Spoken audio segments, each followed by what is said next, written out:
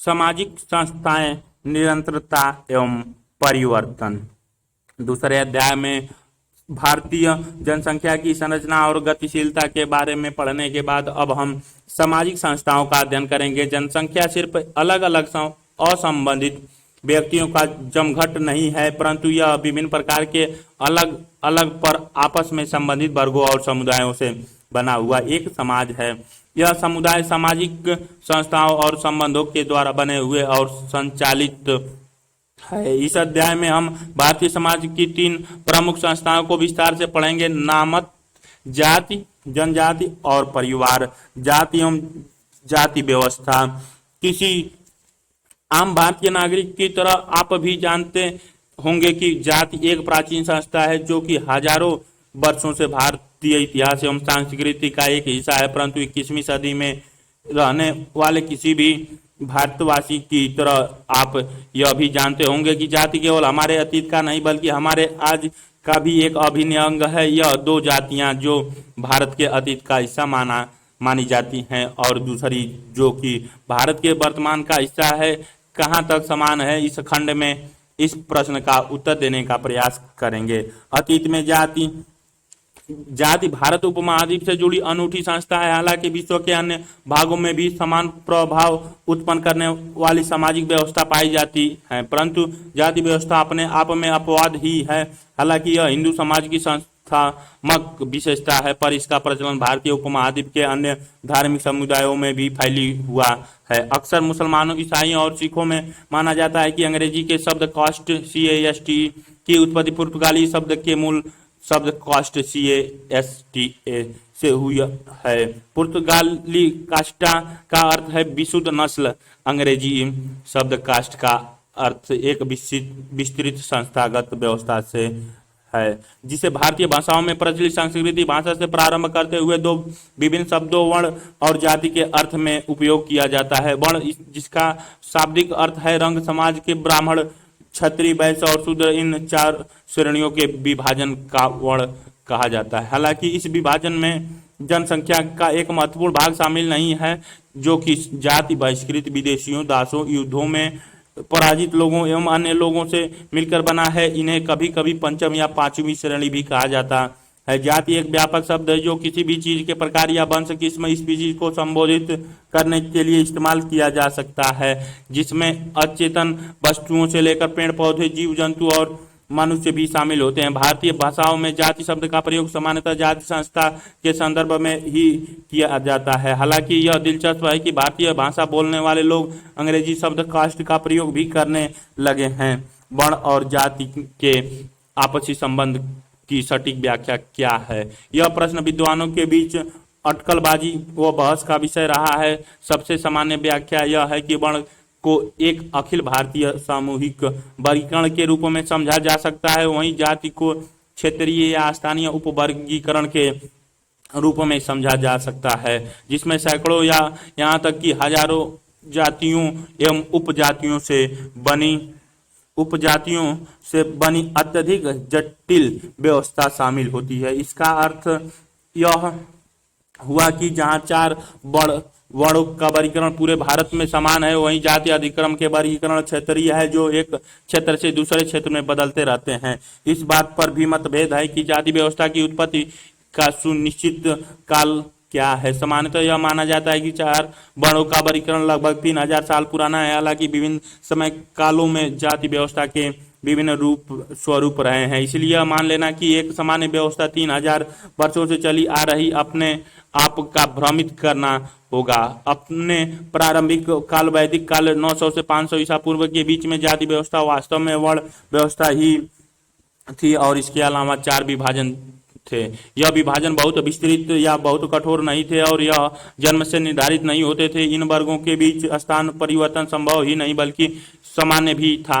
अतः उत्तर वैदिक काल में ही जाति एवं कठोर संस्था बनी, जिससे हम जाति की प्रसिद्ध परिभाषाओं द्वारा परिचित हैं। जाति की सबसे सामान्य निर्धारित विशेषताएं हैं। जाति जन्म से निर्धारित होती है। एक बच्चा अपने माता पिता की जाति में ही जन्म लेता है। जाति कभी चुनाव का विषय नहीं होती। हम अपनी जाति को कभी भी बदल नहीं सकते। छोड़ नहीं सकते या हम इस बात का चुनाव नहीं कर सकते कि हमें जाति में शामिल होना या नहीं। हालांकि ऐसे उदाहरण हैं जहां एक व्यक्ति को उसकी जाति से निकाला भी जा सकता है। दूसरा, जाति की सदस्यता के साथ विवाह संबंधी कठोर नियम शामिल होते हैं। जाति समूह सजातीय होते हैं, अर्थात विवाह समूह के सदस्यों में ही हो सकते हैं। जाति सदस्यता खानों और खाना बांटने के बारे में नियम भी शामिल होते हैं। किसी प्रकार का खाना खा सकते हैं, किस प्रकार का नहीं, यह निर्धारित है, और किसके साथ खाना बांटकर खाया जा सकता है यह भी निर्धारित होता है। चौथा, जाति में श्रेणी एवं परिस्थिति के अधिक क्रम में संयोजित अनेक जातियों की एक व्यवस्था शामिल होती है। सैद्धांतिक तौर पर हर व्यक्ति की एक जाति होती है और हर जाति का सभी जातियों के अधिक्रम में एक निर्धारित स्थान होता है, जहां अनेक जातियों का अधिक्रमित स्थिति विशेषकर मध्यक्रम की श्रेणियों में एक क्षेत्र से दूसरे क्षेत्र में बदल सकती है, पर अधिक्रम हमेशा पाया जाता है। पांचवा, जातियों में आपसी उपविभाजन भी होता है, अर्थात जातियों में हमेशा उपजातियां होती हैं और कभी कभी उपजातियों में भी उपजातियां होती हैं। इसे खंडात्मक संगठन सेगमेंटल ऑर्गेनाइजेशन कहते हैं। पारंपरिक तौर पर जाति व्यवसाय से जुड़ी होती हैं। एक जाति में जन्म लेने वाला व्यक्ति उस जाति से जुड़े व्यवसाय को ही अपना सकता है, अतः वह व्यवसाय वंशानुगत थे। अर्थात यह चित्र में दिखाए गए अयनकली 1863 से 1914 अयनकली का जन्म केरल में हुआ था। आप निम्न जातियों एवं दलित के नेता थे। इनके प्रयासों से दलितों को सार्वजनिक सड़कों पर चलने की और अपने बच्चे को विद्यालय में दाखिल दिलाने की आजादी मिली। यह पीढ़ी दर पीढ़ी हस्तांतरित होते रहते हैं। दूसरी ओर एक विशेष व्यवसाय को किसी जाति से जुड़े होने की वजह से उसी जाति के लोग अपना सकते हैं, किसी दूसरी जाति के सदस्य वह काम नहीं कर सकते थे। यह विशिष्टताएं निर्धारित नियम है जो प्राचीन धर्म ग्रंथों में पाए जाते हैं। चूंकि यह निर्धारित नियम हमेशा व्यवहार में नहीं थे, हम यह नहीं कह सकते कि यह नियम किस सीमा तक जाति की अनुभाविक वास्तविकता अर्थात उस समय के लोगों के लिए इसका निश्चित अर्थ निर्धारित करते हैं, जैसा कि आपके सामने अधिकांशतः निर्धारित नियमों में प्रतिबंध शामिल थे। ऐतिहासिक सूत्र से यह भी साफ तौर पर साबित होता है कि जाति एक बहुत असमान संस्था थी, जहां कुछ जातियों को तो इस व्यवस्था से बहुत लाभ रहा, वहीं अन्य जातियों को इस की वजह से अधीनता एवं कभी भी न समाप्त होने वाले श्रम का जीवन जीने का दंड भुगतना पड़ा। सबसे महत्वपूर्ण बात यह है कि जब जाति जन्म द्वारा कठोरता से निर्धारित हो गई, उसके बाद किसी व्यक्ति के लिए सैद्धांतिक तौर पर कभी भी उसका जीवन स्थिति बदलना असंभव था। चाहे उच्च जाति के लोग उच्च स्तर के लायक हो या न हो, उनका स्तर हमेशा उच्च ही रहता था, जबकि निम्न जाति के लोग का स्तर हमेशा निम्न ही रहता था। सैद्धांतिक तौर पर जाति व्यवस्था को सिद्धांतों के दो समुच्चयों के मिश्रण के रूप में समझा जा सकता है। एक भिन्नता और अलगाव पर आधारित है और दूसरा संपूर्णता और अधिक्रम पर। हर जाति से यह अपेक्षित है कि वह दूसरी जाति से भिन्न हो और इसीलिए वह प्रत्येक अन्य जाति से कठोरता से पृथक होती है। अतः जाति के अधिकांश धर्म ग्रंथ सम्मत नियम की रूपरेखा जाति को मिश्रित होने से बचाने के अनुसार बनाई गई है। इन नियमों में शादी, खान पान एवं सामाजिक अंतरक्रिया से लेकर व्यवसाय तक के नियम शामिल हैं। वहीं दूसरी ओर इन विभिन्न एवं पृथक जातियों का कोई व्यक्तिगत अस्तित्व नहीं है, वे एक बड़ी संपूर्णता से संभावित होकर अपना अस्तित्व बनाए रख सकती हैं। समाज की संपूर्णता में सभी जातियां शामिल होती हैं। इससे भी आगे यह सामाजिक संपूर्णता या व्यवस्था समानतावादी व्यवस्था होने के बजाय अधिक्रमित व्यवस्था है। प्रत्येक जाति का समाज में एक विशिष्ट स्थान होने के साथ साथ ऐसे एक क्रम श्रेणी भी होती है, एक सीढ़ी नुमा व्यवस्था जो ऊपर से नीचे जाती है, में प्रत्येक जाति का एक विशिष्ट स्थान होता है। धार्मिक या कर्मकांडित दृष्टि से जाति की अधिक्रमित व्यवस्था शुद्धता, सुचिता और अशुचिता के बीच के अंतर पर आधारित होती है। यह विभाजन जिसे हम पवित्रता के करीब मानने में विश्वास रखते हैं, अतः कर्मकांड की शुद्धता के लक्ष्यार्थ उसके और जिसे हम पवित्र से परे मानते हैं या उसके विपरीत मानते हैं, अतः वह कर्मकांड के लिए प्रदूषित होता है। के बीच है वह जातीय निम्न जातियां जिन्हें कर्मकांड की दृष्टि से शुद्ध माना जाता है उनका स्थान उच्च होता है, और जिनको कम शुद्ध या अशुद्ध माना जाता है उन्हें निम्न स्थान दिया जाता है, जैसा कि हर समाज में होता है। सामाजिक स्तर से भौतिक शक्ति अर्थात आर्थिक या सैन्य शक्ति नजदीकी से जुड़ी होती हैं, अतः जिनके पास शक्ति होती है उनकी स्थिति उच्च होती है और जिनके पास शक्ति नहीं होती है उनकी स्थिति निम्न होती है। इतिहासकारों का मानना है कि जो लोग युद्ध में पराजित हुए थे उन्हें अक्सर निम्न जाति की स्थिति मिली। चित्र में ज्योतिराव गोविंदराव फूले 1887 से 1890 के दृश्य से थे। ज्योतिराव गोविंदराव फूले ने जाति व्यवस्था के अन्याय की भर्त्सना की और छुआछूत के नियमों की घोर निंदा की। 1873 में उन्होंने सत्य शोधक समाज की स्थापना की जो निम्न जाति के लोगों के मानव अधिकार और सामाजिक न्याय की प्राप्ति के लिए समर्पित था। अंत में यह भी कहा जाता है कि जातियां एक दूसरे से सिर्फ कर्म कांडों की दृष्टि से ही असमान नहीं है, उनसे यह भी अपेक्षित है कि वे एक दूसरे की सहयोगी होंगी एवं उनमें आपस में प्रतिस्पर्धा नहीं होगी। दूसरे शब्दों में प्रत्येक जाति की व्यवस्था में अपना स्थान तय है और वे स्थान किसी भी अन्य जाति को नहीं दिया जा सकता। चूंकि जाति व्यवसाय से भी जुड़ी हुई है, अतः व्यवस्था श्रम के सामाजिक विभाजन के अनुरूप कार्य करती है, परंतु सिद्धांत की तौर पर यह किसी भी प्रकार की परिवर्तनशीलता की अनुमति नहीं देती है। यह अचंभे की बात नहीं है कि अतीत के बारे में हमारे ज्ञान के स्रोत मुख्यतः प्राचीन काल के बारे में अपर्याप्त हैं। यह तय करना मुश्किल है कि उस समय परिदृश्य कैसा था या किन कारणों से कुछ संस्थाओं या व्यवहारों की स्थापना हुई थी, परंतु अगर हमें इस बारे में पूरी जानकारी होती तो भी उससे हमें यह नहीं पता चलता कि आज हमें क्या करना चाहिए। सिर्फ इसलिए कि अतीत में कुछ हुआ था वह हमारी परंपरा का हिस्सा है, यह आवश्यक नहीं है कि वह हमेशा के लिए सही या गलत है। प्रत्येक काल में इन प्रश्नों के बारे में नए सिरे से सोचना होगा और अपनी सामाजिक संस्थाओं के बारे में स्वयं के सामूहिक निर्णय को बनाना होगा। उपनिवेशवाद और जाति। प्राचीन काल की तुलना में हम अपने हाल के इतिहास में जाति के बारे में बहुत अधिक जानते हैं। यदि यह माना जाए कि आधुनिक इतिहास 19वीं शताब्दी के साथ प्रारंभ हुआ तो 1947 से प्राप्त भारतीय स्वतंत्रता की औपनिवेशिक काल मोटे तौर पर 1800 से 1947 के लगभग 150 वर्ष और स्वतंत्रता अथवा औपनिवेशिक काल के बाद के काल 1947 से आज तक के 6 दशक के स्वाभाविक विभाजक रेखा मान सकते हैं। एक सामाजिक संस्था के रूप में जाति के वर्तमान स्वरूप में औपनिवेशिक काल और साथ ही स्वतंत्र भारत में तीव्र गति से हुई परिवर्तनों द्वारा मजबूती से आकार प्रदान किया गया। विद्वज्जन इस बात पर सहमत हैं कि औपनिवेशिक काल के दौरान में सभी प्रमुख सामाजिक संस्थाओं में और विशेष रूप से जाति व्यवस्था में प्रमुख परिवर्तन आए।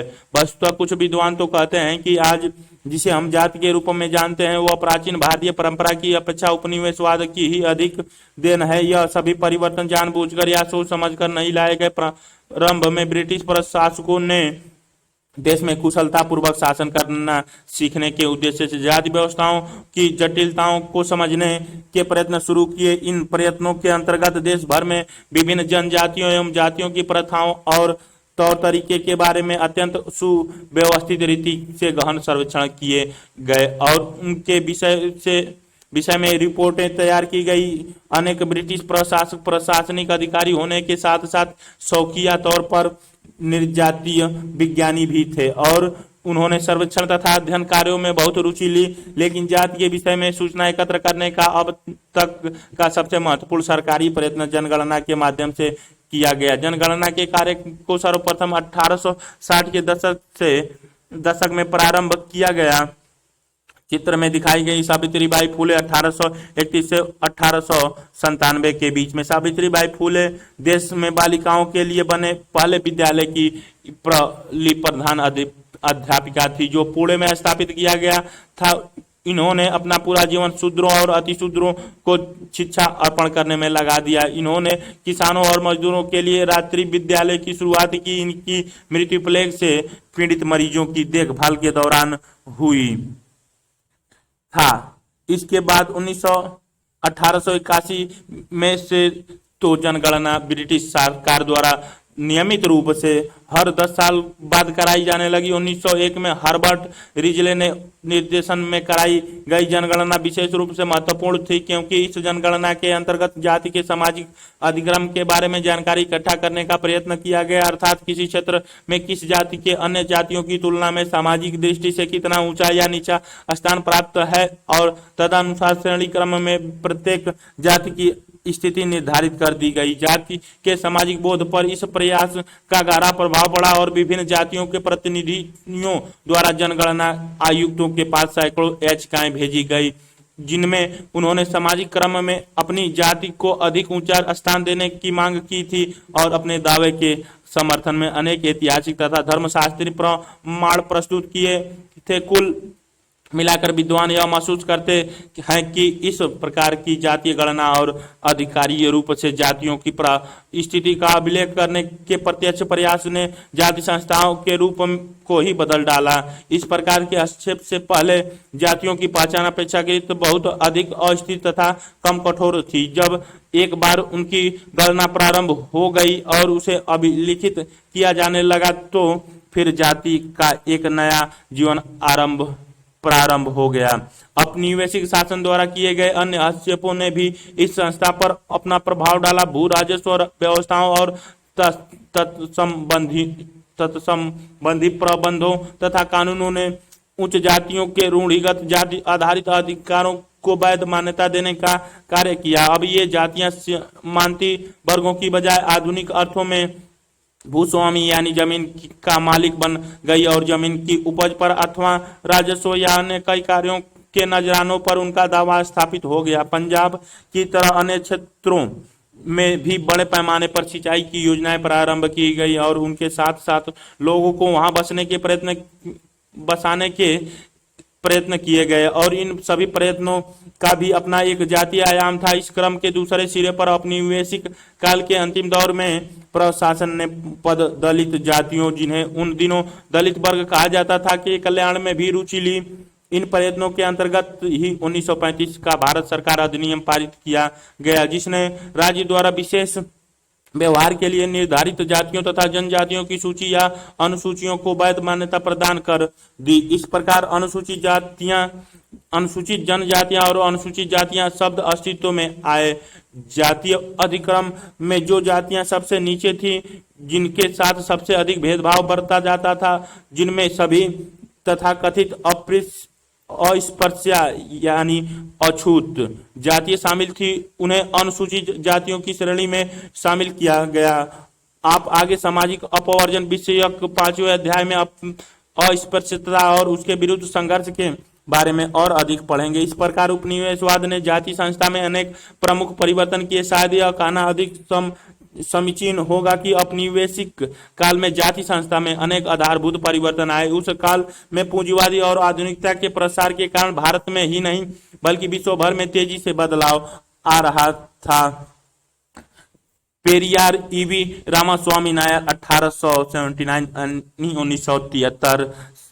पेरियार ईवी रामास्वामी नायर एक बुद्धिवादी और दक्षिण भारत के निम्न जाति आंदोलन के नेता के रूप में जाने जाते हैं। इन्होंने लोगों को यह महसूस करने के लिए उद्बोधित किया कि सभी मनुष्य बराबर हैं और हर व्यक्ति का जन्मसिद्ध अधिकार है वह स्वतंत्र और समानता का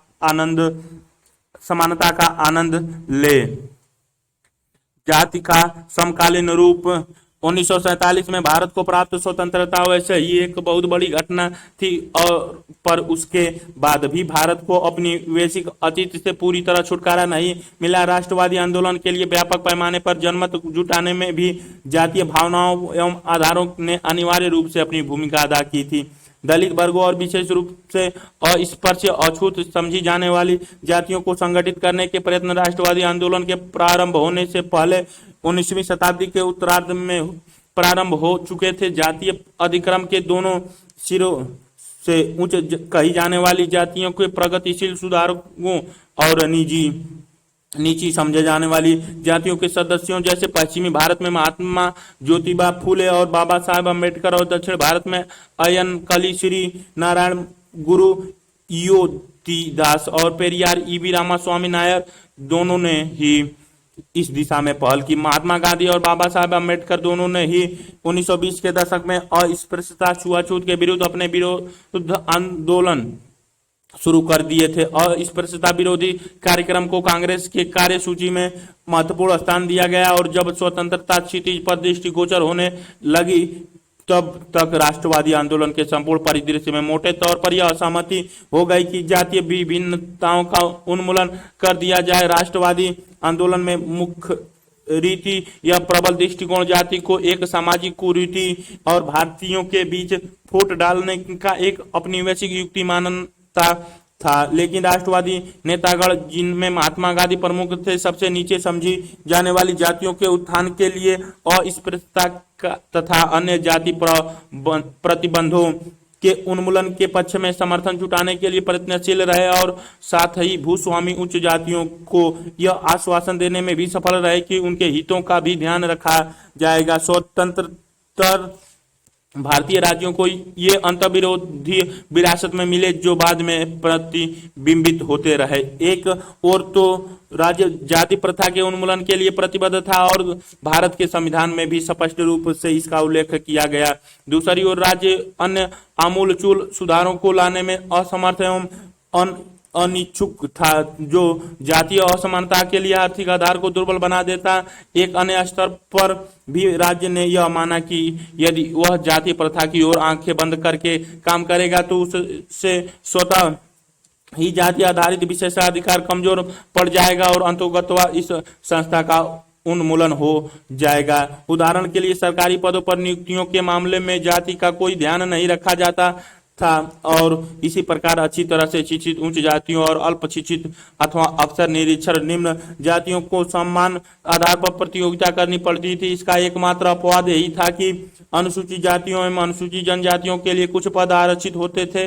दूसरे शब्दों में स्वतंत्रता प्राप्ति के ठीक बाद के कुछ दशकों तक राज्य ने इस तथ्य पर समुचित कार्रवाई करने के लिए पर्याप्त प्रयत्न किए कि उच्च जाति तथा निम्न समझी जाने वाली जातियां आर्थिक तथा शैक्षिक दृष्टि से कतई समान नहीं हैं। चित्र में श्री नारायण गुरु 1856 से 1928 में केरल में जन्मे श्री नारायण गुरु ने सबके लिए भाईचारे का उपदेश दिया और जाति व्यवस्था के कुप्रभावों के विरुद्ध संघर्ष किया। उन्होंने एक शांतिपूर्ण लेकिन सार्थक सामाजिक क्रांति का नेतृत्व किया और सबके लिए एक जाति एक धर्म एक ईश्वर का नारा दिया। राज्य के विकास संबंधित कार्यकलाप और निजी उद्योगों की समृद्धि ने भी आर्थिक परिवर्तन में तीव्रता और गहनता लाकर अप्रत्यक्ष रूप से जाति संस्था को प्रभावित किया। आधुनिक उद्योग ने सभी प्रकार के नए नए रोजगार के अवसर तैयार किए जिनके लिए लोग कोई जातीय नियम नहीं थे। नगरीकरण और शहरों में सामूहिक रहन सहन की परिस्थितियों ने सामाजिक अंतःक्रिया के जातीय पृथकीकृत स्वरूपों का अधिक समय तक चलना मुश्किल कर दिया। एक अन्य स्तर पर आधुनिक शिक्षा प्राप्त भारतीय व्यक्तिवाद और योग्यता तंत्र अर्थात योग्यता को महत्व देने के उदार विचारों से आकर्षित हुए और उन्होंने अधिक अतिवाद जातीय व्यवहारों को छोड़ना प्रारंभ कर दिया। दूसरी ओर यह भी उल्लेखनीय था कि जाति व्यवस्था कितनी लचीला साबित हुई। औद्योगिक नौकरियों में भर्ती चाहे वह भर्ती मुंबई की कपड़ा मिलों में हो या कोलकाता की जूट मिलों में अथवा कहीं अन्य हो, जाति और नातेदारी के आधार पर ही होती रही। बिचौलियां जो कारखानों में या मिलों के लिए मजदूर भर्ती कराता था अपनी जाति या क्षेत्र के उम्मीदवारों में से मजदूर चुनता था, जिससे उन विभागों या कारखानों में अक्सर एक खास जाति के मजदूर का ही बोलबाला रहता था। अछूतों के प्रति खूब भेदभाव बरता जाता था और शहरों में भी इस तरह के पूर्वाग्रह का अभाव नहीं था। हालांकि यह गांव की तुलना में कम था। यह कोई आश्चर्यजनक बात नहीं है कि जाति संस्कृति और घरेलू क्षेत्रों में ही सबसे सुदृढ़ सिद्ध हुई। अंतर्विवाह यानी अपनी जाति के भीतर विवाह करने की परिपाटी आधुनिकीकरण और परिवर्तन से बड़े तौर पर प्रभावित रहा। आज भी अधिकांश विवाह जाति की परिसीमाओं के भीतर ही होते हैं। हालांकि अंतरजातीय विवाह अब पहले की तुलना में अधिक हो रहे हैं, किंतु कुछ परिसीमाएं अधिक लचीली हो गई हैं अथवा उनमें कुछ दरारें पड़ गई हैं, परंतु समान सामाजिक आर्थिक परिस्थिति के जाति के समूहों के बीच के विभाजन को बनाए रखने की अब भी बराबर कोशिश की जाती है। उदाहरण के लिए उच्च जातियां जैसे ब्राह्मण, बनिया, राजपूत के भीतर अंतर जातीय विवाह संभवतः पहले से कहीं अधिक हो रहे हैं, पर उच्च जाति और पिछड़ी या अनुसूचित जाति के व्यक्तित्व के बीच विवाह आज भी न के बराबर ही हो रहे हैं। भोजन को मिल बांट कर खाने के लिए नियमों के मामले में भी स्थिति लगभग ऐसी ही है। संभवतः परिवर्तन का सबसे घटनापूर्ण एवं महत्वपूर्ण क्षेत्र राजनीति का क्षेत्र रहा है। स्वतंत्र भारत में अपने प्रारंभ से ही लोकतांत्रिक राजनीतिक गहनता से जाति आधारित रही है। हालांकि इसके आधार पर कार्य करना जटिल से जटिलतर होता गया है और उसके भविष्य के बारे में कुछ कहना बहुत कठिन है। फिर भी इस बात से इनकार नहीं किया जा सकता कि जाति चुनाव राजनीति का केंद्र बिंदु बनी हुई है। 1980 के दशक से तो हमारे अपने स्पष्ट रूप से जाति आधारित राजनीतिक दलों को भी उभरते देखा है। प्रारंभिक सामान्य चुनाव में ऐसा प्रतीत हुआ कि जातीय भाईचारे की भूमिका चुनाव जीतने में निर्णायक रही थी, परंतु उसके तुरंत बाद ही स्थिति अत्यंत जटिल हो गई, क्योंकि भिन्न भिन्न दलों ने जातीय आधार पर मत प्राप्त करने की संभावना का हिसाब लगाने में एक दूसरे से होड़ शुरू कर दिया। परिवर्तन की इन प्रक्रियाओं को आजमाने और समझने के लिए समाजशास्त्री एवं सामाजिक मानवविज्ञानियों ने कई नए संकल्पनाएं गढ़ी। शायद उन संकल्पनाओं में सबसे अधिक प्रचलित संकल्पनाएं सांस्कृतिकरण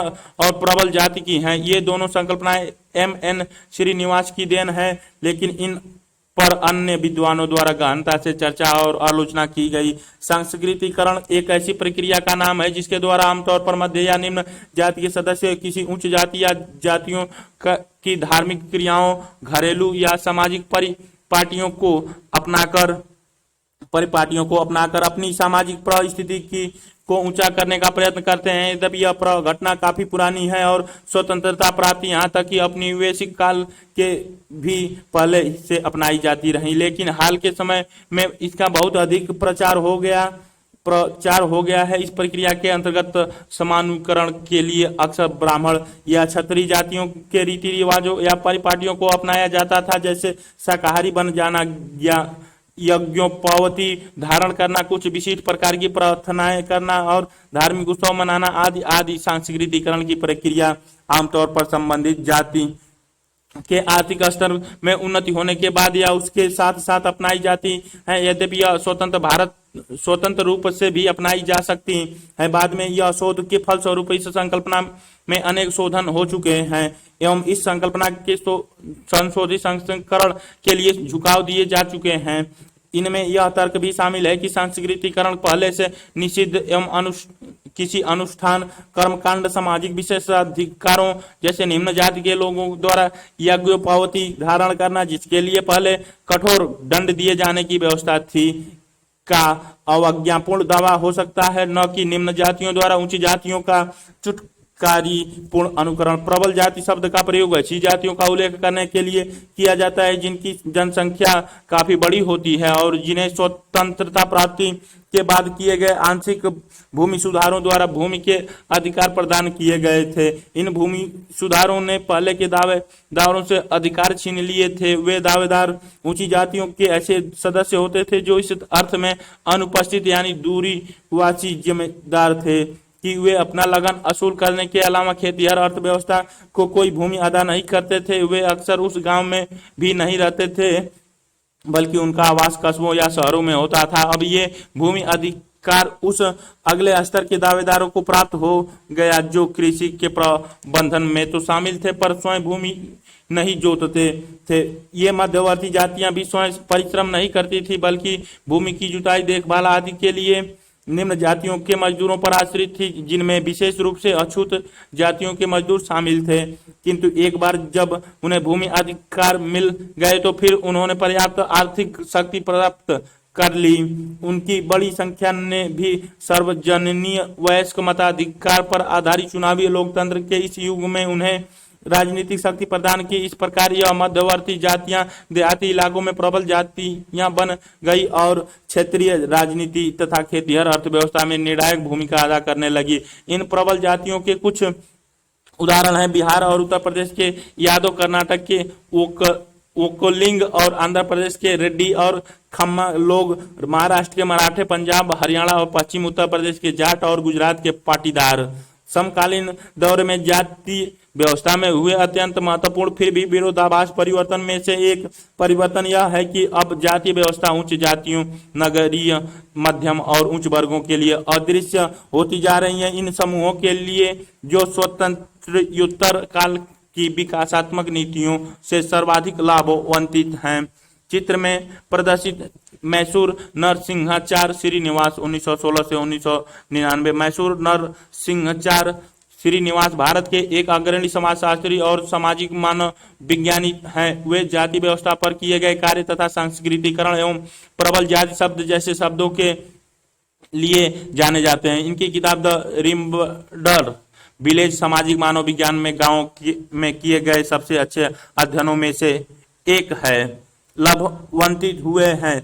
जातीयता का महत्व सचमुच कम हो गया प्रतीत होता है, क्योंकि अब इसका कार्य भली भांति संपन्न हो चुका है। इन समूहों की जातियां परिस्थिति यह सुनिश्चित करने के लिए निर्णायक रही है कि इन समूहों को तीव्र विकास द्वारा प्रदत्त अवसरों का पूरा लाभ उठाने के लिए आवश्यक आर्थिक तथा शैक्षिक संसाधनों उपलब्ध हो। खासतौर पर ऊंची जातियों के संभ्रांत लोग आर्थिक सहायता प्राप्त, सार्वजनिक शिक्षा, विशेष रूप से विज्ञान, प्रौद्योगिकी और विज्ञान और प्रबंधन में व्यावसायिक शिक्षा से लाभान्वित होने में सफल हुए हैं। इसके साथ साथ वे स्वतंत्रता प्राप्ति के बाद के प्रारंभिक दशकों में राजकीय क्षेत्र की नौकरियों में हुए विस्तार का लाभ उठा सके। इस प्रारंभिक अवधि में शेष समाज की तुलना में उनकी अग्रणी स्थिति शिक्षा की दृष्टि से यह सुनिश्चित कर दिया कि उन्हें किसी गंभीर प्रतिस्पर्धा का सामना नहीं करना पड़ा। उनकी दूसरी तथा तीसरी पीढ़ियों में जब उनकी विशेषाधिकार प्राप्त परिस्थिति और सुदृढ़ हो गई, तब इन समूहों को यह विश्वास होने लगा कि उनकी प्रगति का जाति से कोई ज्यादा लेना देना नहीं था। निश्चित रूप से इन समूहों की तीसरी पीढ़ियों के लिए उनकी आर्थिक तथा शैक्षिक पूंजी अकेले ही यह सुनिश्चित करने के लिए पूर्णतः पर्याप्त है कि उन्हें जीवन में सर्वोत्तम अवसर प्राप्त होते रहेंगे। इस समूह के लिए सार्वजनिक जीवन में जाति की कोई भूमिका नहीं रही है। वह धार्मिक रीति रिवाज, विवाह अथवा नातेदारी के व्यक्तिगत क्षेत्र तक ही सीमित है, किंतु यह एक विशेषकृत या विभेदिक समूह और इस तथ्य ने आगे एक और जटिलता उत्पन्न कर दी। यद्यपि विशेषाधिकार या सुविधा प्राप्त इस समूह में ऊंची जाति के लोगों का भी बाहुल्य है, लेकिन ऊंची जातियों के सभी लोगों को यह सुविधा प्राप्त नहीं है। उनमें से कुछ लोग गरीब भी हैं। जहां तक तथाकथित अनुसूचित जाति और जनजाति अथवा पिछड़े वर्ग का संबंध उनके लिए तो उपरयुक्त से विपरीत स्थिति ही घटित हुई है। उनके लिए जाति और अधिक दिखने वाली हो गई। निसंदेह उनकी जाति ने उनकी पहचान के अन्य सभी आयामों पर ग्रस लिया है, क्योंकि उन्हें विरासत में कोई शैक्षिक और सामाजिक पूंजी नहीं मिली है और उन्हें पहले ही स्थापित उच्च जाति समूहों के साथ प्रतिस्पर्धा में उतरना पड़ रहा है। इसीलिए वे अपनी जातीय पहचान को नहीं छोड़ सकते, क्योंकि यह उनकी बहुत थोड़ी सी सामूहिक परिसंपत्तियों में से एक है। इसके आगे वे अभी भी विभिन्न प्रकार के भेदभाव के शिकार हैं। आरक्षण की नीतियां और राजनीतिक दबाव में आकर राज्य द्वारा उन्हें दिए गए अन्य संरक्षण ही उनके जीवन को बचाने वाले उपाय हैं, परंतु इन जीवन रक्षक साधनों का उपयोग करना ही उनकी जाति को सर्वाधिक महत्वपूर्ण बना देता है और अक्सर यह उनकी पहचान का वह पक्ष होता है जिसे दुनिया मान्यता देती है। इस प्रकार जाति रहित प्रतीत होने वाले उच्च जातीय समूह और प्रत्यक्ष रूप से जाति परिभाषित निम्न जातीय समूह, इन दोनों समूहों का सन्निकट होना, पास होना ही आज की जातीय संस्था का एक केंद्रीय पक्ष है। जनजातीय समुदाय। जनजातीय एक आधुनिक शब्द है जो ऐसे समुदाय के लिए प्रयुक्त होता है जो पुराने और उपमहाद्वीप के सबसे पुराने निवासी हैं। भारत में जनजातियों की परिभाषा नकारात्मक शब्दों में अर्थात वे क्या नहीं है यह बताकर की जाती है। जनजातियां ऐसे समुदाय थे जो किसी लिखित धर्मग्रंथ के अनुसार किसी धर्म का पालन नहीं करते थे। उनका कोई सामान्य प्रकार का राज्य या राजनीतिक संगठन नहीं था। उनके समुदाय कठोर रूप में वर्गों में नहीं बटे हुए थे और सबसे महत्वपूर्ण बात यह थी कि उनमें जाति जैसी कोई व्यवस्था नहीं थी। वे हिंदू थे और न ही किसान। जनजातीय शब्द का प्रयोग औपनिवेशिक युग में प्रारंभ किया गया था। समुदायों के एक अत्यंत विषम समुच्चय के लिए एक अकेले शब्द का प्रयोग मुख्य रूप से प्रशासनिक सुविधा की दृष्टि से ही किया गया था। जनजातीय समाजों का वर्गीकरण, जहां तक सकारात्मक विशिष्टताओं का संबंध है, जनजातियों को उनके अस्थायी और अर्जित विशेषकों के अनुसार विभाजित किया गया है। विशेष विशेषकों या लक्षणों में क्षेत्र, भाषा, शारीरिक विशिष्टताएं और पारिस्थितिकी आवास शामिल है। अस्थायी विशेषक, भारत की जनजातीय जनसंख्या व्यापक रूप से बिखरी हुई है, लेकिन कुछ क्षेत्रों में उनकी आबादी काफी घनी है। जनजातीय जनसंख्या का लगभग 85% भाग मध्य भारत में रहता है, जो पश्चिम से गुजरात तथा राजस्थान से लेकर पूर्व में पश्चिम बंगाल और उड़ीसा तक फैला हुआ है, और जिसके हृदय स्थल मध्य भाग में मध्य प्रदेश, झारखंड, छत्तीसगढ़ और महाराष्ट्र तथा आंध्र प्रदेश के कुछ भाग स्थित हैं। जनजातीय जनसंख्या के शेष 15% में 11% से अधिक पूर्वोत्तर राज्यों में और बाकी के 3% से थोड़े से अधिक शेष भारत में रहते हैं। यदि हम राज्य की जनसंख्या में जनजातियों के हिस्सों पर दृष्टिपात करें तो पाएंगे कि पूर्वोत्तर राज्यों में इनकी आबादी सबसे घनी है। वहां असम को छोड़कर सभी राज्यों में उनका घनत्व 30% से अधिक है, और अरुणाचल प्रदेश, मेघालय, मिजोरम और नागालैंड जैसे कुछ राज्यों में तो जनजातीय आबादी 60% से अधिक और 95% तक है। किंतु देश के शेष भागों में जनजातीय जनसंख्या बहुत छोटी है, यानी उड़ीसा और मध्य प्रदेश को छोड़कर शेष सभी राज्यों में 12% से कम है। इनके पारिस्थितिकी आवासों में पहाड़ियां, वन, ग्रामीण मैदान और नगरीय औद्योगिक इलाके शामिल हैं। भाषा की दृष्टि से जनजातियों को 4 श्रेणियों में विभाजित किया गया है।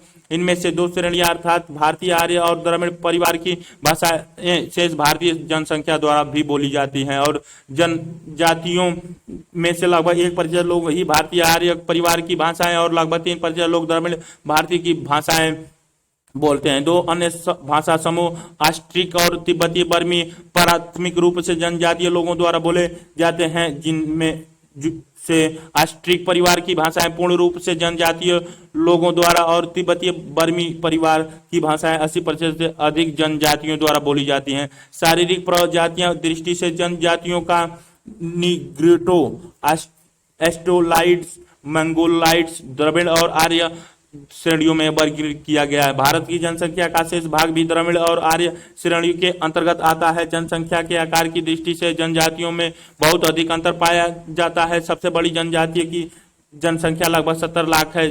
सबसे छोटी जनजाति यानी अंडमानी द्वीप समूह वासियों की जनसंख्या शायद 100 व्यक्तियों से भी कम है। सबसे बड़ी जनजाति गेड़, भील, संथाल, ओरवा, मिनी, बोडो और मुंडा है। इनमें से सभी की जनसंख्या कम से कम 10 लाख है। जनजातियों की कुल संख्या 2011 की जनगणना के अनुसार भारत की समस्त जनसंख्या का लगभग 8.2% यानी लगभग 8.4 करोड़ व्यक्ति है।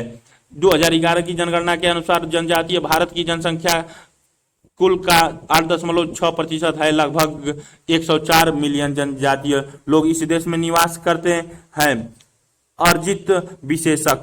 अर्जित विशेषकों पर आधारित वर्गीकरण 2 मुख्य कसौटी आजीविका के साधन और हिंदू समाज में उनके समावेश की सीमा अथवा दोनों के सम्मिश्रण पर आधारित है।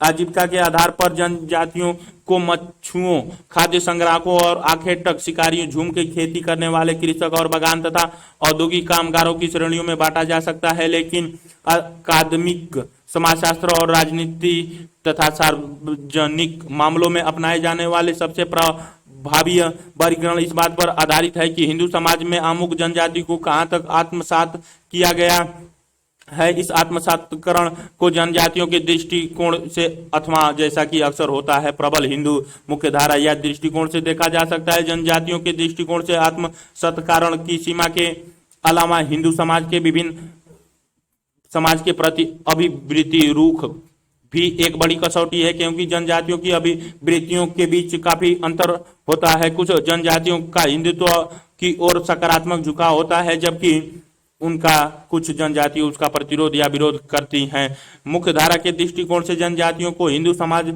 से मिली परिस्थिति की दृष्टि से भी देखा जा सकता है, जिसमें कुछ को तो ऊंचा स्थान दिया जाता है पर अधिकांश को आमतौर पर नीचा स्थान मिलता है। जनजाति एक संकल्पना की जीवन 1960 के दशक में विद्वानों के बीच इस प्रश्न को लेकर वाद विवाद होता रहा कि जनजातियों को जाति आधारित हिंदू कृषक समाज के एक सिरे का विस्तार माना जाए अथवा वे पूर्ण रूप से एक भिन्न प्रकार का समुदाय है। जो विद्वान विस्तार के पक्ष में थे उनका कहना था कि जनजातीय जाति आधारित कृषक समाज से मौलिक रूप से भिन्न नहीं है, लेकिन उन में स्तरीकरण बहुत कम हुआ है, अधिक्रम के स्तर कम हैं और संसाधन का स्वामित्व के मामले में वे समुदाय आधारित अधिक और व्यक्ति आधारित कम है। किंतु उनके विरोध पक्ष का कहना था कि जनजातीय जातियों से पूरी तरह भिन्न होती हैं, क्योंकि उनमें धार्मिक या कर्मकांडीय दृष्टि से शुद्धता और अशुद्धता का भाव नहीं होता है कि जाति व्यवस्था का केंद्र बिंदु है। संक्षिप्त में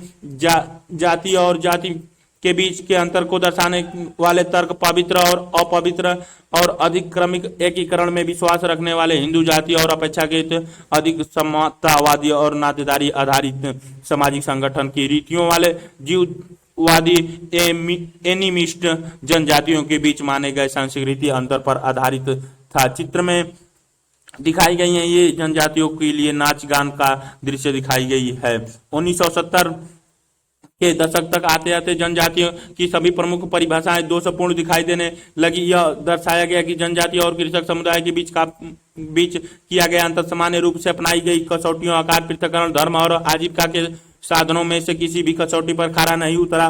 संथाल, गोंड और भील जैसे कुछ भारतीय जनजातियां बहुत बड़ी हैं और काफी विस्तृत क्षेत्र में फैली हुई हैं। मुंडा, हो जैसे कुछ अन्य जनजाति काफी समय से एक स्थान पर बसकर खेती करने लगी हैं और यहाँ तक कि बिहार के बिरहोर जैसी शिकारी संग्राहक जनजातियों ने भी विशेष प्रकार के घर बसा लिए हैं, जहाँ रहकर वे टोकरियां बुनती हैं और तेल निकालने जैसे अन्य कार्य करती हैं। कुछ अनेक मामलों में यह भी इंगित किया गया कि अन्य विकल्पों के अभाव में जातियों या गैर जनजातीय लोगों ने शिकार और ग्रहण संग्रहण का पेशा अपना लिया है। जाति और जनजातियों के बीच के अंतर पर जो चर्चा हुई उसके साथ ही उन प्रक्रियाओं तथा उपायों के विषय में काफी बड़ी साहित्य तैयार किया गया। उनके माध्यम से भिन्न भिन्न युगों में जनजातियों को हिंदू समाज में आत्मसात किया गया। ये प्रक्रियाएं थी सांस्कृतिकरण, स्वर्ण हिंदू द्वारा विजय के बाद विजेतों को शूद्र वर्ण के अंतर्गत शामिल करना,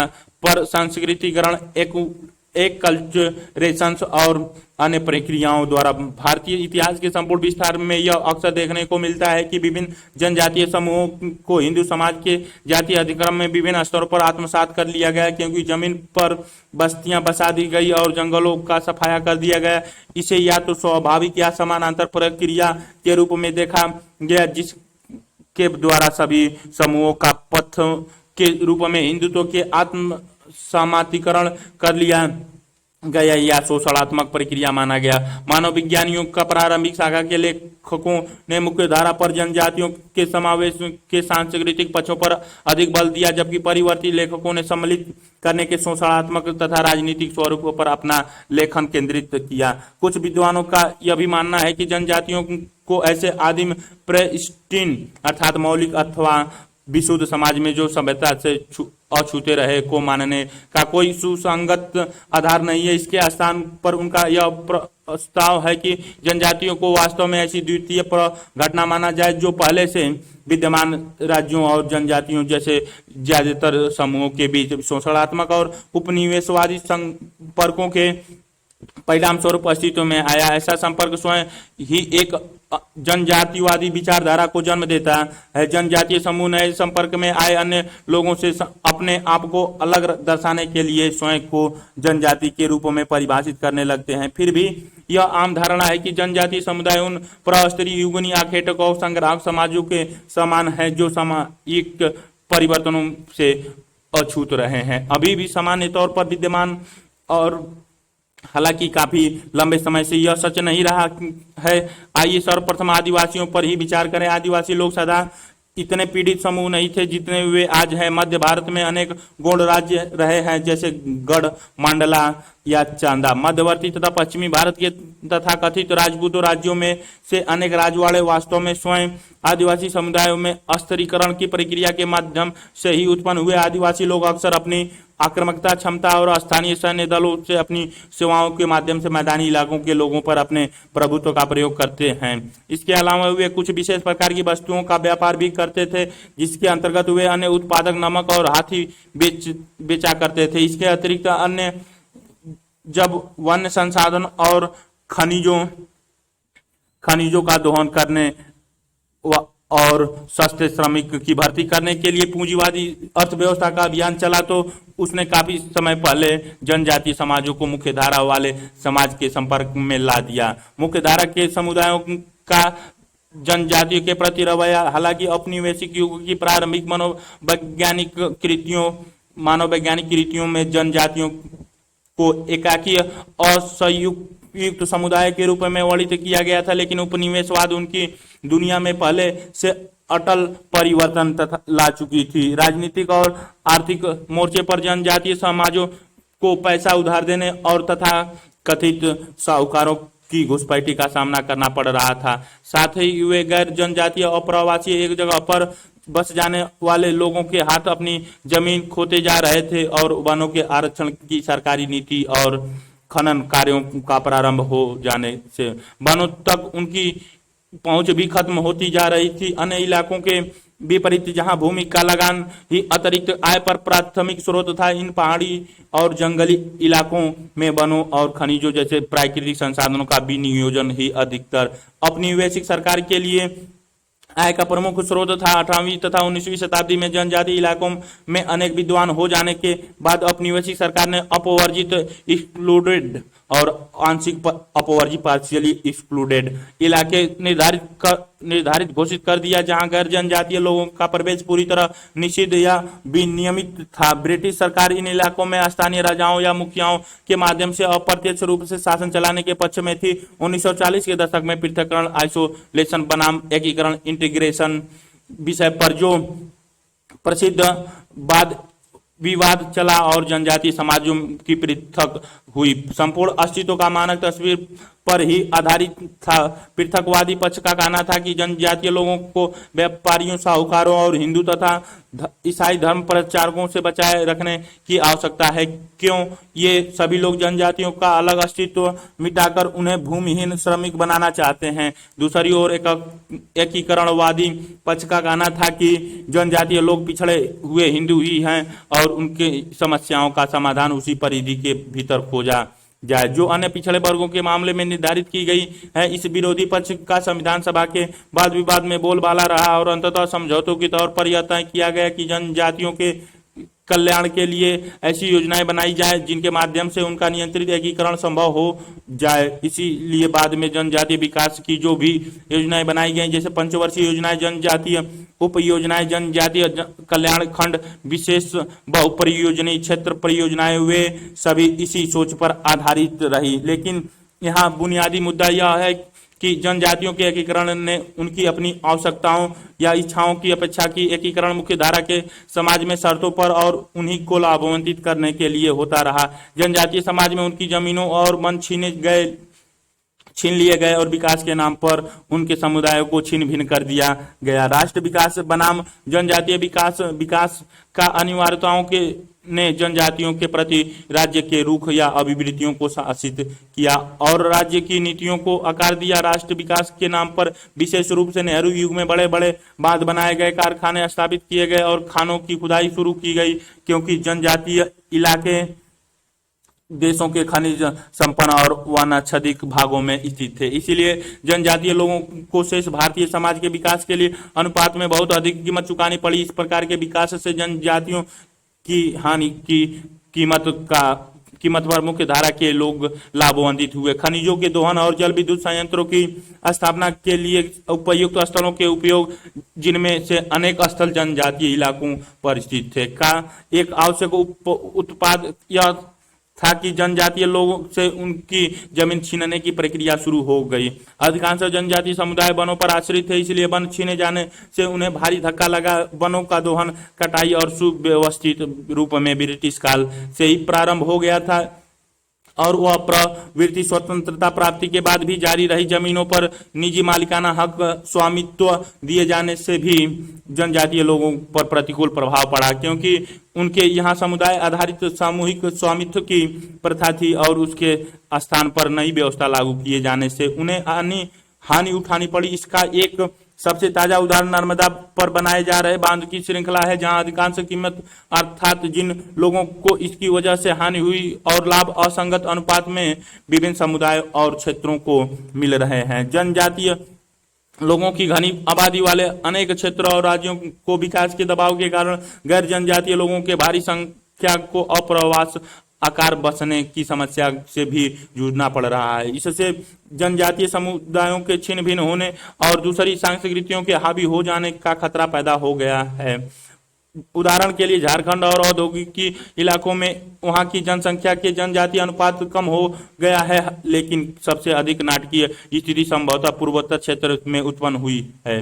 वहां त्रिपुरा जैसे राज्य की जनसंख्या में जनजातीय लोगों का अनुपात एक ही दशक में घटकर आधा रह गया, जिसके परिणाम स्वरूप वे अल्पसंख्यक बन गए। अरुणाचल प्रदेश में भी ऐसा ही दबाव महसूस किया जा रहा है। समकालीन जनजातीय पहचान मुख्यधारा की प्रक्रियाओं में जनजातीय समुदाय के बलात् समावेश का प्रभाव जनजातीय संस्कृति तथा समाज पर ही नहीं बल्कि उनकी अर्थव्यवस्था पर भी समान रूप से पड़ा। आज जनजातीय पहचान उन जातियों की आदिम मौलिक विशेषताओं को भी, जो कि सिर्फ जनजातियों को ही होती है, के बजाय इस अंतःक्रियात्मक प्रक्रिया से बन रही है। चूंकि मुख्य धारा के साथ अंतःक्रिया आमतौर पर जनजातीय समुदायों के लिए अनुकूल शर्तों पर नहीं होती, इसीलिए आज अनेक जनजातीय पहचान गैर जनजातीय जगत की दर्दनीय शक्ति का प्रतिरोध एवं विरोध करने के विचार पर अपना ध्यान केंद्रित कर रही हैं। जनजातियों का दृश्य का फोटो ये दिखाई गई है।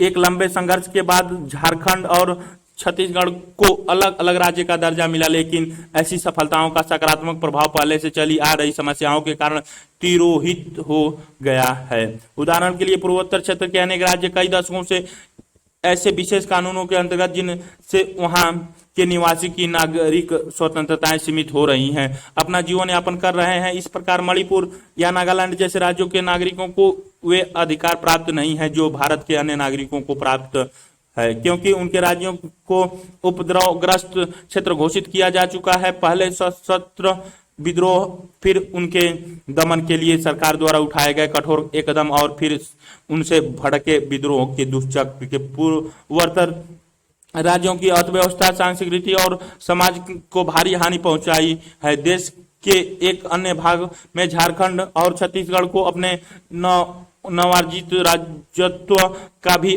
अभी पूरा उपयोग करना है और वहां की राजनीति व्यवस्था अभी तक बड़ी संरचनाओं के शिकंजे से निकलकर जिनमें जनजातीय लोग शक्तिहीन स्वायत्तता नहीं हुई है। एक अन्य महत्वपूर्ण विकास जनजातीय समुदायों में सैन्य एक शिक्षित मध्य वर्ग का उद्भव है। पूर्वोत्तर राज्यों में तो यह वर्ग सर्वाधिक दृष्टिगोचर हो रहा है, लेकिन अब यह देश के अन्य भागों में भी विशेषकर बड़े जनजातीय समुदाय के सदस्यों में साफ दिखाई देने लगा है। आरक्षण की नीति के साथ मिलकर जिनके बारे में आप 5वें अध्याय में कुछ अधिक जान सकेंगे, शिक्षा एवं नागरिकृत व्यवसायिक वर्ग का निर्माण कर रही है। ज्यों-ज्यों जनजातीय समाजों में अधिकाधिक अंतर बढ़ता जाएगा, अर्थात जिनके भीतर वर्गों एवं समाज विभाजनों का विकास होता जाएगा, त्यों-त्यों जनजातीय पहचान का दावा किए जाने के लिए भिन्न भिन्न प्रकार आधारित विकास होते चले जाएंगे।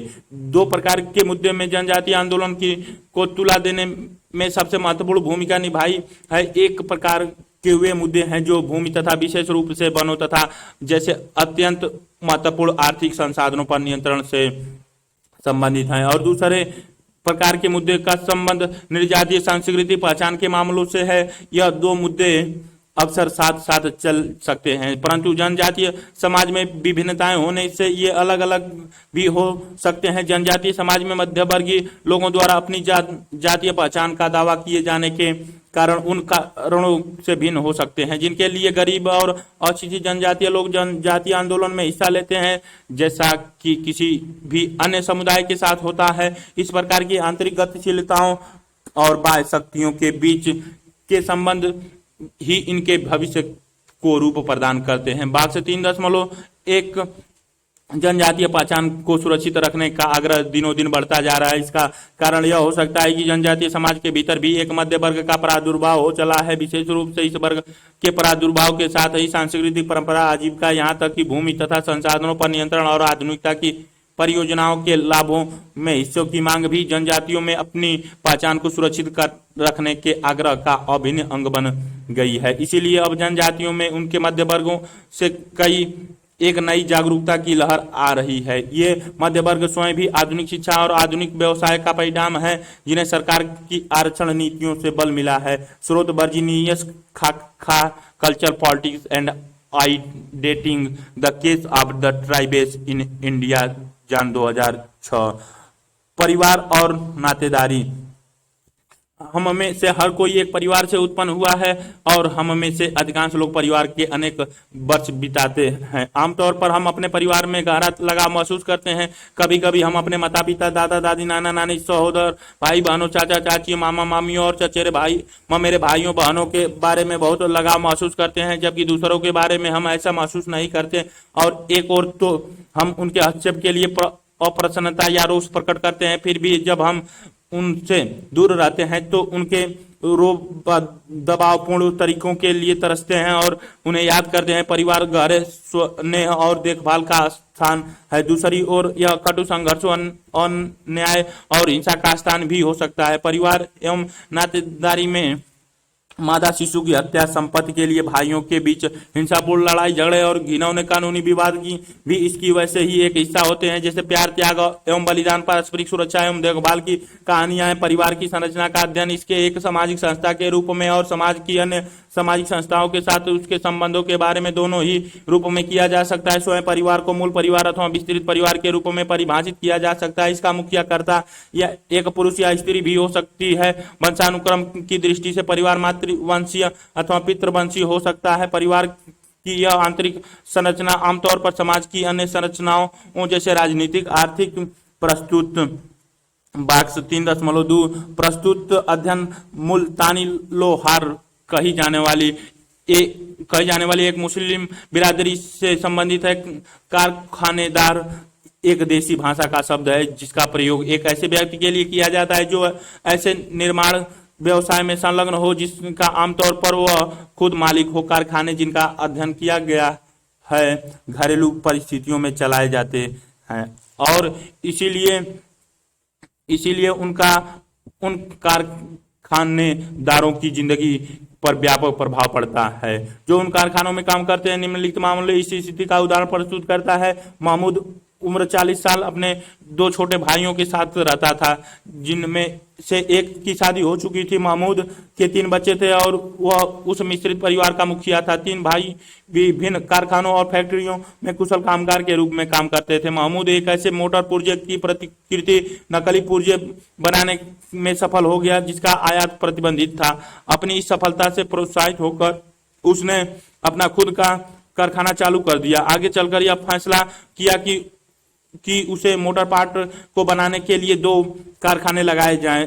इनमें से एक कारखाना के मालिक दोनों बड़े भाई हो और सबसे छोटे भाई को दूसरे कारखाने का मालिक बना दिया जाए, बशर्ते कि वो अपना अलग घर बसा ले। रशीद ने अपनी पत्नी और अविवाहित बच्चे को लेकर स्वतंत्र रूप से अपना अलग घर बसा लिया। इस प्रकार एक मिश्रित परिवार ने जिसमें 3 शादीशुदा भाई थे एक साधारण छोटे से परिवार को पैदा कर दिया। यह नया छोटा परिवार नए उद्यमी अवसर का देन था। स्रोत SM अकरम रिजवी के kinship and industry among the Muslim कारखानेदार्स इन दिल्ली, इमातियाज अहमद द्वारा संपा family kinship and family among Muslim in India 1976, Manohar, पृष्ठ संख्या 27-28, नई दिल्ली से उद्धृत है।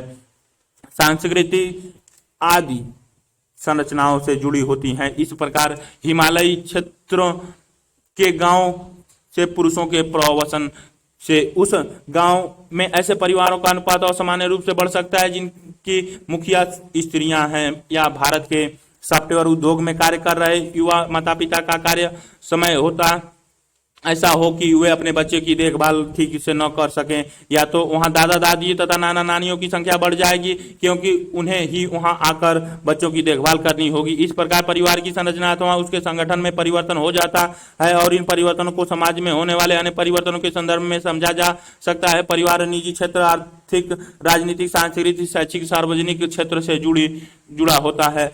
परिवार हमारे जीवन का एक अभिन्न अंग है। हमारे लिए इसका अस्तित्व स्वतः स्वीकृति है। हम यह भी मानकर चलते हैं कि अन्य लोगों के परिवार भी हमारे परिवार की तरह ही होंगे। परिवार के इस आयाम और अन्य आयामों पर भी 11वीं कक्षा का पाठ्य पुस्तक समाजशास्त्र परिचय के तीसरे अध्याय में चर्चा की जा चुकी है। तथापि हमने देखा कि परिवारों की संरचनाएं भिन्न भिन्न होती हैं और यह बदलती भी रहती हैं।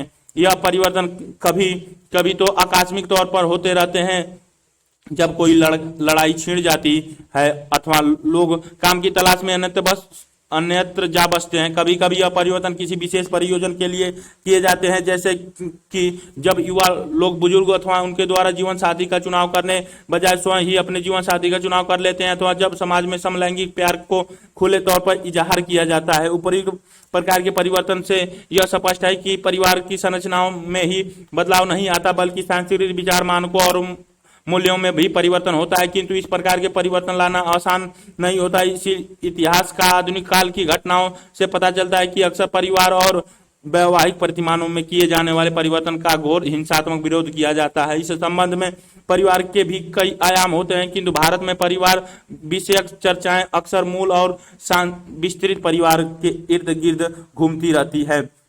मूल एवं विस्तारित परिवार। मूल परिवार में माता पिता, दंपति और उनके बच्चे ही शामिल होते हैं। विस्तृत परिवार, जिसमें आमतौर पर संयुक्त परिवार कहा जाता है, के भिन्न भिन्न रूप हो सकते हैं, लेकिन उनमें एक से अधिक युगल दंपति होते हैं और अक्सर दो से अधिक पीढ़ियों के लोग एक साथ रहते हैं। इसमें कई भाई भी हो सकते हैं जो अपने अपने परिवार को लेकर संयुक्त परिवार के सदस्य के रूप में रहते हैं, या एक बुजुर्ग दंपति जो अपने बेटे पोते जिन उनके परिवार के साथ रहते हैं हो। विस्तृत परिवार अक्सर भारतीय होने का सूचक माना जाता है, लेकिन अब बल्कि पहले भी यह किसी भी अर्थ में परिवार का प्रमुख रूप नहीं रहा है। यह समुदाय के कुछ अनुभागों या कतिपय क्षेत्रों तक ही सीमित था। वास्तव में अंग्रेजी का ज्वाइंट फैमिली शब्द ही, जिसे हिंदी में संयुक्त परिवार कहा जाता है, देशज नहीं है।